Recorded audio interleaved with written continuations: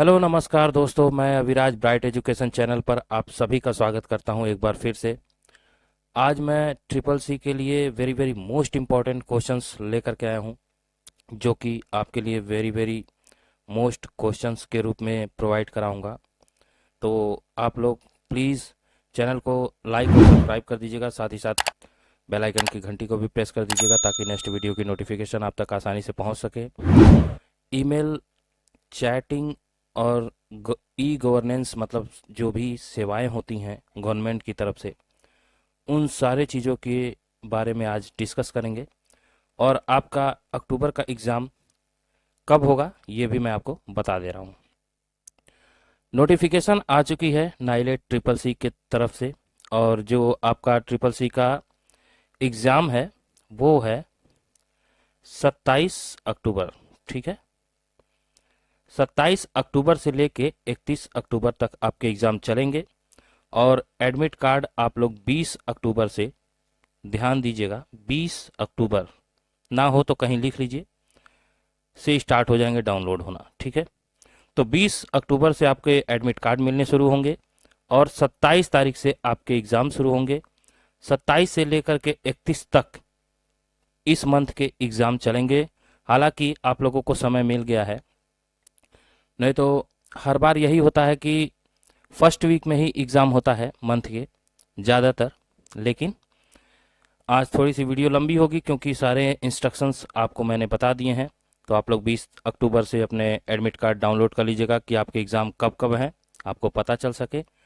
और 27 से लेकर के 31 तक ध्यान दीजिएगा आपके एग्ज़ाम स्टार्ट होंगे। ठीक है, चलिए तो आज देख लेते हैं ईमेल के क्वेश्चन, और मैं जल्दी से कोर्स ख़त्म करके आपको प्रीवियस क्वेश्चंस जो भी आते हैं एग्ज़ाम में उनकी तैयारी मैं आपको कराऊंगा ताकि आप लोग अच्छे ग्रेड से पास हो सकें। तो एक भी क्लास मिस मत करिएगा। अभी 2 दिन पे क्लास हो रही है। 20 तारीख से जब आपके एडमिट कार्ड आ जाएंगे तो फिर मैं आपको डेली क्लास दूंगा, जैसा कि मैं हमेशा करता हूँ। पिछले मंथ के विद्यार्थियों के साथ भी ऐसा ही किया था, वो लोग डेली क्लासेस लेकर के अच्छे ग्रेड से पास हुए। तो आप लोग भी प्लीज़ डेली क्लासेस में बने रहिएगा। मैं सुबह 9 बजे आप लोगों को लेक्चर प्रोवाइड कराता हूं, तो प्लीज़ कोशिश करिए कि 9 बजे आप प्रेजेंट रहें। ठीक है, और जितनी जल्दी मतलब 1000 सब्सक्राइबर पूरे होंगे बच्चों, मैं आप लोगों के समक्ष लाइव आना चाहता हूं। इसलिए मेरा टारगेट है कि 1000 सब्सक्राइबर हो जाएं तो मैं और भी अच्छे से लाइव आकर के आपको पढ़ा सकूं। तो प्लीज़ आप लोग कोशिश करिएगा कि लाइक और सब्सक्राइब कर दीजिएगा। ठीक है, चलिए चलते हैं, देखते हैं आज का ये क्वेश्चन क्या कहता है। आज का पहला क्वेश्चन देखते हैं। मेल बॉक्स से ईमेल लाने के लिए उपयोग किया जाने वाला एक सिंपल प्रोटोकॉल कहलाता है कौन सा? देखिए, मेल बॉक्स से ईमेल लाना है अगर, तो कौन से प्रोटोकॉल के जरिए ईमेल भेजा या लाया जाता है ये बताना है। आई मैप के द्वारा, POP3 के द्वारा, POP2 के द्वारा, या इनमें से कोई नहीं, नन ऑफ दीज। तो क्या हो जाएगा राइट आंसर बच्चों? तो देखिए, ईमेल जब भी भेजा या प्राप्त किया जाता है तो किसके द्वारा? POP3 के द्वारा। किसके द्वारा? POP3 ओनली, यही है POP3 ईमेल के लिए हमेशा यूज किया जाता है। ठीक है, एक सर्वर का तरह से काम करता है। चलिए बच्चों, अब नेक्स्ट। टेलीकम्युनिकेशन द्वारा कंप्यूटर द्वारा संग्रहित संदेशों का आदान प्रदान किसके द्वारा होता है? टेलीकम्युनिकेशन आपने समझा ही होगा। ठीक है, बातचीत जिसके जरिए की जाती है वो होती है टेलीकम्युनिकेशन। उसके द्वारा, जो कंप्यूटर के द्वारा संग्रहित संदेशों का जो इकट्ठा संदेश है उसका आदान प्रदान, मतलब हम आपसे कह सके और आप हमसे कह सके, हम आप तक पहुंचा सके अपनी बात, आप हम तक पहुंचा सके अपनी बात, तो किसके द्वारा होता है? ईमेल के द्वारा, वेब के द्वारा, चैट के द्वारा, या इनमें से कोई नहीं? ईमेल, ई वेब, ई चैट, किसके द्वारा होता है ये चीज? तो ईमेल के द्वारा हम अपनी बात आराम से आप तक पहुंचाते हैं और आप हम तक पहुंचाते हैं। और ये जो प्रक्रिया होती है टेलीकम्युनिकेशन द्वारा होती है। ठीक है, चलिए अब नेक्स्ट। ईमेल में किसको अवॉइड करने से बचना चाहिए, मतलब किसको हमें अवॉइड करने से बचना चाहिए। अवॉइड मतलब जानते हैं, मतलब अनदेखा करना। Wrong email address, smileys, subject line या री रीडिंग, आप समझ ही गए होंगे। तो रॉन्ग ईमेल एड्रेस से बचना चाहिए, क्योंकि इससे हमारा ईमेल एड्रेस हैक हो सकता है और हमारी सारी जानकारी उनके पास जा सकती है। ठीक है, हम किससे बात करते हैं, हमारे फ्रेंड कौन है, हम क्या क्या करते हैं, ये सारी चीज़ें। चलिए अब नेक्स्ट, इसलिए रॉन्ग ईमेल एड्रेस से बचना चाहिए। निम्नलिखित में से कौन सा संचार का सबसे आसान तरीका है? अब संचार पहले दूर संचार निगम जैसे बीएसएनएल कहता था, तो संचार का मतलब होता है पहुंचाना अपनी बात को। ठीक है, संचार करना तो लेटर के जरिए पहुंचाया जाता है कि टेलीफोन के जरिए या ईमेल के जरिए या फैक्स के जरिए, लेकिन उसने पूछा है सबसे आसान तरीका कौन सा था, तो सबसे आसान तरीका जो है वो ईमेल का है। ठीक है, आप अपनी हर एक चीज़ें लंबे लंबे वर्ड्स में, चाहे जितने वर्ड में, ईमेल्स के जरिए और भी अटैच करके भेज सकते हैं ताकि उसे अच्छे से समझ में आए। टेलीफोन के जरिए केवल वॉइस चैटिंग कर सकते हैं। ठीक है, मतलब बातचीत केवल कर सकते हैं, और इसमें आप फोटो, पिक्चर्स जो भी है वो भेज सकते हैं। चलिए अब नेक्स्ट, आईआरसी का फुल फॉर्म क्या होता है? Very very most important question है। आईआरसी आपके एग्जाम में बार बार पूछा जाता है, तो बताइए, internet routing channel, internet relay chat, internet rights council या इनमें से कोई नहीं? देखिए प्यारे बच्चों, मैं आप लोगों के लिए जितना हो सकता है मैं very very most important questions ला करके आपके समक्ष रखता हूं। बस आप लोग मेरे साथ बने रहिएगा, भरोसा बनाए रखिएगा। मैं आपका साथ हमेशा दूंगा। जो भी आप जितनी बार पूछते हैं मैं उसके कमेंट में जवाब देता हूं, आपको अच्छे से बताता हूं। मैंने आपको कहा था कि जब भी ट्रिपल सी की नोटिफिकेशन नाइलेट की तरफ से आ जाएगी तभी मैं आपको बताऊंगा कि एग्ज़ाम आपके कब होने हैं। तो आज की वीडियो में मैंने आपको बता दिया है कि कब आपके एग्ज़ाम होने हैं, स्टार्टिंग में ही। तो आप लोग प्लीज़ उसे ध्यान दीजिएगा और अच्छे से पढ़ाई करके पास कीजिएगा। मेरी शुभकामनाएं आपके साथ हैं। तो क्या हो जाएगा आईआरसी का फुल फॉर्म? तो इंटरनेट रिले चैट इसका फुल फॉर्म होता है। ठीक है बच्चों, मेरा इंटेंशन बस इतना ही है कि आप लोग पढ़ें। ऑनलाइन सेवा मैं देना चाहता हूं, केवल ट्रिपल सी के लिए नहीं। मेरा मानना है कि मैं और भी कुछ अपने बच्चों के लिए कर सकूं। तो थोड़ा सा ये जो प्रक्रिया है सब्सक्राइबर का, ये हो जाए, कुछ मैनेजमेंट कर सकूं मैं आप लोगों के लिए। तो बस यही मेरी कोशिश है कि मैं और भी अच्छे से आप लोगों के लिए कुछ काम करना चाहता हूं। चलिए देखते हैं अगला क्वेश्चन क्या कहता है। ईमेल आमतौर पर इंटरनेट या नेटवर्क पर डिजिटल संदेशों का आदान प्रदान करने का एक माध्यम है। कह रहा है ईमेल जो होता है वो इंटरनेट या नेटवर्क, ये दोनों चीजें एक ही हो गई, पर डिजिटल संदेशों का आदान प्रदान करने का एक माध्यम होता है। क्या ये बात सही है कि गलत है? तो बिल्कुल सही है। डिजिटल के माध्यम से ही हम आदान प्रदान करते हैं, मतलब अपनी बातचीत करते हैं, इसलिए ये सही हो जाएगा। ठीक है, इसमें कुछ जानने वाली बात ही नहीं है। अब नेक्स्ट, इंटरनेट पर वेब ट्रैफिक को एफटीपी का उपयोग करके स्थानांतरित किया जाता है। मतलब इंटरनेट पर वेब ट्रैफिक को अगर हमें पता करना है वेब ट्रैफिक पे क्या हो रहा है क्या नहीं हो रहा है, तो एफटीपी का उपयोग करते हैं और उसको जो है हम सही कर लेते हैं अपने कामों को। क्या ये बात सही है कि गलत है? तो बिल्कुल गलत है, स्थानांतरित नहीं किया जाता है इससे। ठीक है, एफटीपी का उपयोग करके। चलिए अब नेक्स्ट, ईमेल पढ़ने के लिए आपको ईमेल सेवा के साथ साइन इन की आवश्यकता होती है। साइन इन मतलब जैसे लॉग इन करते हैं उसी तरह से साइन इन होता है। फर्स्ट टाइम में साइन इन, सेकेंड टाइम में लॉग इन। ठीक है, तो बताइए साइन इन की आवश्यकता पड़ती है कि नहीं ईमेल पढ़ने के लिए या ईमेल सेवा का लाभ उठाने के लिए? तो बताइए क्या हो जाएगा, ट्रू या फॉल्स? तो ट्रू हो जाएगा, साइन इन की जरूरत पड़ती है। बिना साइन इन के आप ईमेल को पढ़ नहीं सकते हैं, ईमेल का यूज कर नहीं सकते हैं। चलिए अब नेक्स्ट, एक मेटा सर्च इंजन अपनी स्वयं की डेटाबेस की जानकारी रखता है। एक मेटा सर्च इंजन होता है। सर्च इंजन कौन है? तो मेटा होता है। तो मेटा सर्च इंजन जो है अपनी स्वयं की डेटाबेस, जितने भी उसके पास डेटा होते हैं उसी डेटाबेस की ये बात कर रहा है। स्वयं की डेटाबेस की जानकारी रखता है वो खुद, मेटा सर्च इंजन। तो क्या ये बात सही है कि गलत है? तो ये बात गलत है। वो अपने डेटाबेस की जानकारी नहीं रखता है, बल्कि वो डेटाबेस की जानकारी प्रोवाइड कराता है। चलिए अब नेक्स्ट, यही सब एग्जाम में आपके पूछे जाते हैं बच्चों।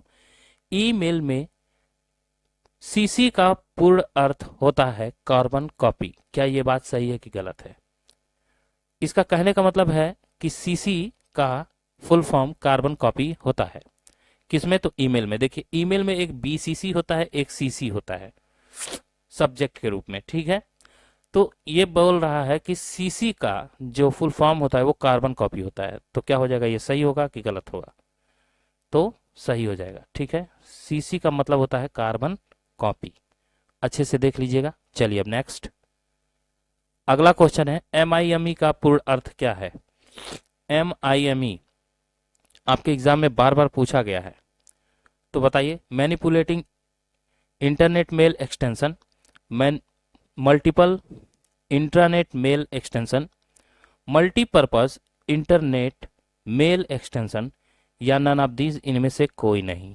तो क्या हो जाएगा राइट आंसर? MIME का full form multipurpose internet mail extension, यानी कि सी ऑप्शन। ठीक है बच्चों, ये हो जाएगा आपका राइट आंसर। चलिए अब नेक्स्ट, अगला है एक ईमेल एड्रेस बना होता है।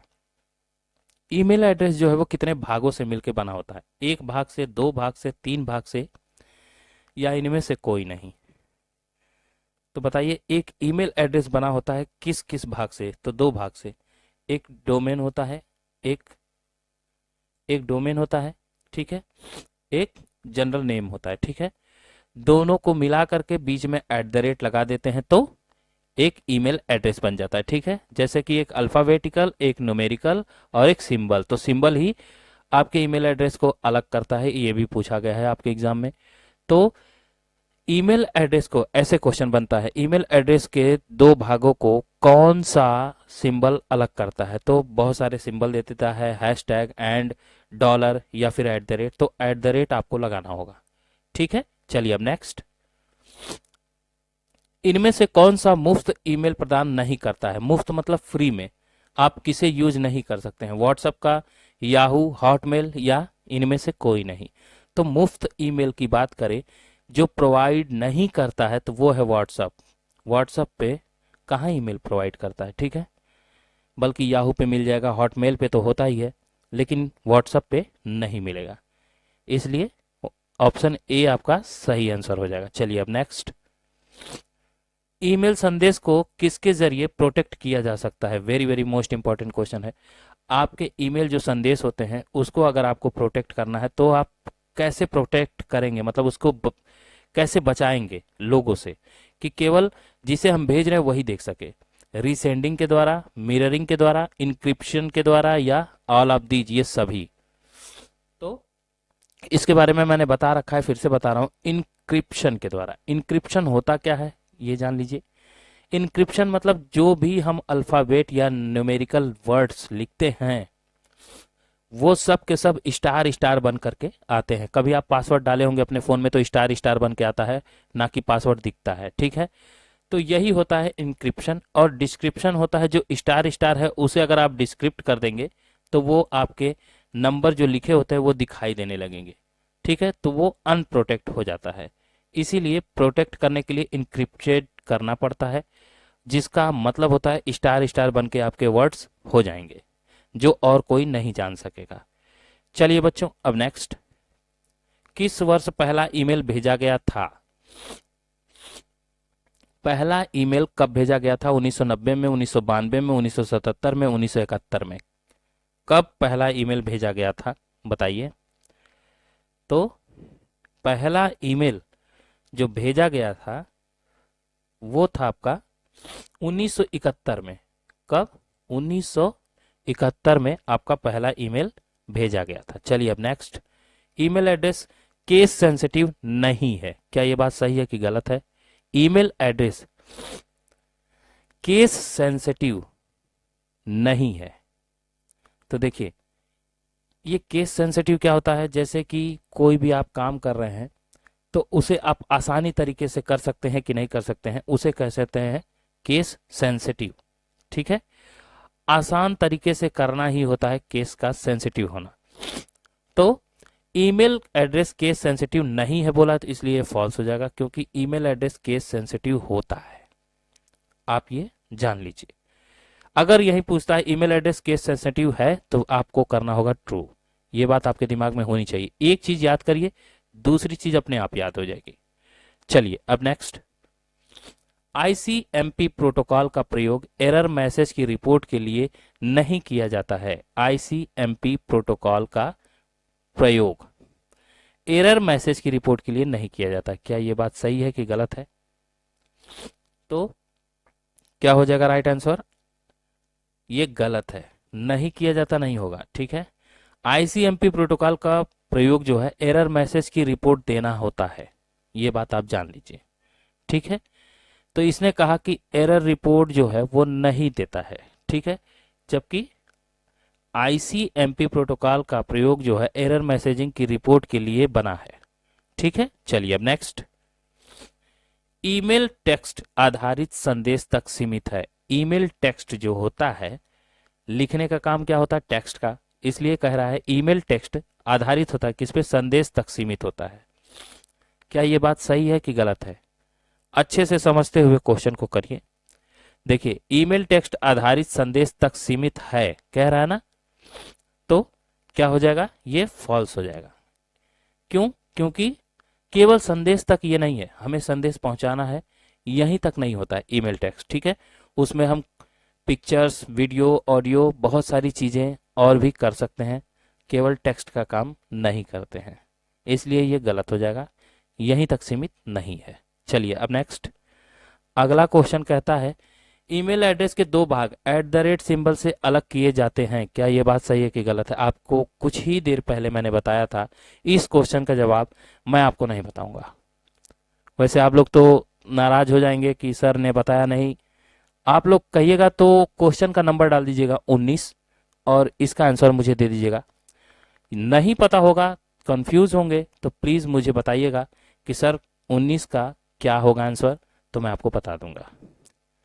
तो इसका आंसर आप मुझे बता दीजिएगा, ट्रू होगा कि फॉल्स, क्योंकि मैंने अभी अभी आपको बताया था ईमेल एड्रेस के दो भाग होते हैं, जिसमें @ से अलग किए जाते हैं कि नहीं ये पूछ रहा है, आप बता दीजिएगा। चलिए अगला देखते हैं, ईमेल एड्रेस में केवल यूजर नेम निहित होता है। क्या ये बात सही है कि गलत है? ईमेल एड्रेस में केवल कह रहा है यूजर नेम निहित होता है, क्या ये बात सही है कि गलत है? बताइए। ईमेल एड्रेस में तो बिल्कुल गलत है ये, क्योंकि मैंने आपको पहले ही बता रखा है यूजर नेम और डोमेन नेम दो होते हैं, दोनों से मिल करके बना होता है ईमेल एड्रेस। ठीक है, इसने कहा केवल यूजर नेम निहित, निहित मतलब उसमें शामिल होता है, तो बिल्कुल ये गलत बात है। यूजर नेम और डोमेन नेम दोनों होते हैं बच्चों, आप लोग अच्छे से समझ लीजिए। चलिए आज का लास्ट क्वेश्चन देखते हैं। आज का लास्ट क्वेश्चन है याहू मैसेंजर किस प्रकार का एप्लीकेशन है? चैटिंग करने का, गेमिंग करने का, फूडिंग करने का, प्लेटिंग करने का? याहू मैसेंजर का क्या काम होता है? तो याहू मैसेंजर से हम चैटिंग करते हैं। क्या करते हैं बाबू? चैटिंग। ठीक है, तो बस आज की वीडियो में इतना ही था बच्चों। आगे मैं और भी very very most important questions लेकर के आऊंगा, और बस मैं आप लोगों से इतना ही कहूंगा कि मैं जल्द ही आप लोगों के समक्ष लाइव आने वाला हूं, तो प्लीज़ जो लोग भी चैनल को लाइक और सब्सक्राइब नहीं किए प्लीज़ लाइक और सब्सक्राइब कर दीजिएगा। तो अगली वीडियो में फिर से मुलाकात करता हूं मैं, तब तक के लिए मुझे इजाज़त दीजिए। मैं अविराज आपसे इजाज़त लेता हूं, तब तक के लिए जय हिंद, जय भारत।